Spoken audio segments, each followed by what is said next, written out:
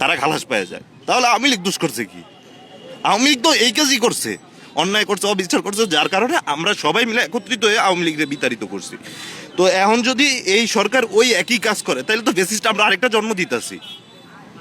দলীয় অধীনে মামলা যাইবে, ওটা স্বাভাবিক। দলীয় অধীনে যেগুলো অন্যায় মামলা হয়েছে যা, কিন্তু এখানে 6টা মানুষের চোখ উঠে ফেলছে, মানে 6টা ফ্যামিলিটা নষ্ট করে দিছে।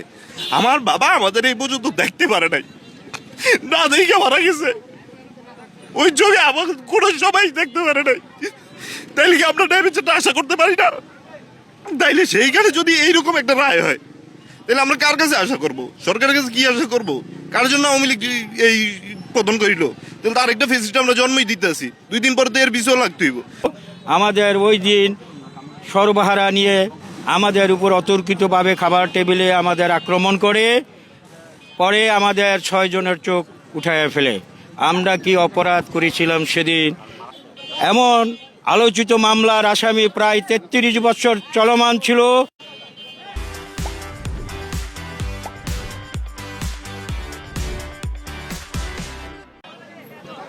এই মাসের 5 তারিখে মামলা আমাদের সাক্ষী ছাড়াই কি বাজে খারিজ দিল। উনি সন্ত্রাস যে ডাকাতি করে, যে মানুষের চোখ উঠে এলায়, সামনে যে আরও 2-4-10টা মার্ডার করবে না, এটার গ্যারান্টিটা কি? সে তো কইরা এইরকমই পার পাওয়া যাবে। তাহলে তো আইনের প্রতি শ্রদ্ধাটা রইল না। সে এই ধরনের আসামি যদি খালাস পাওয়া যায় 6 জনের চোখ উঠার পরে, তাহলে আর আইন থাকলো কো? আসলে সেই রাত্রে ওরা অস্ত্রসহ যখন ওই অঞ্চলে আক্রমণ করে, এর আগেও ওরা 2বার আসছিল, তখন চতুর্দিকের বিক্ষুব্ধ জনতা ওদেরকে ধরে ফেলে, আটক করে, যাকে যেখানে পায় সেখানে উৎপাটন করে। আমরা কেউ ওই ঘটনার সাথে জড়িত ছিলাম না। যারা এই ঘটনার সাথে জড়িত ছিল পরবর্তীতে জানতে পেরেছি তারাও কেউ মামলার আসামি হয় নাই। তো ওরা ছিল একটা সংঘবদ্ধ সর্বহারা গ্রুপ, একটা অস্ত্রধারী গ্রুপ, এবং দীর্ঘ 32 বছর পর আমরা এই মামলা থেকে অব্যাহতি পেয়েছি, কারণ আমরা কেউ এই মামলায় জড়িত ছিলাম না।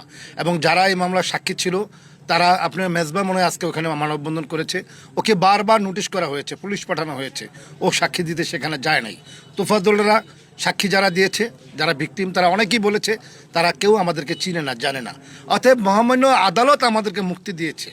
আমরা আদালতের সিদ্ধান্তের মাধ্যমে, পর্যালোচনার মাধ্যমে, সাক্ষী প্রমাণ, আর্গুমেন্টের মাধ্যমে মামলা থেকে অব্যাহতি পেয়েছি।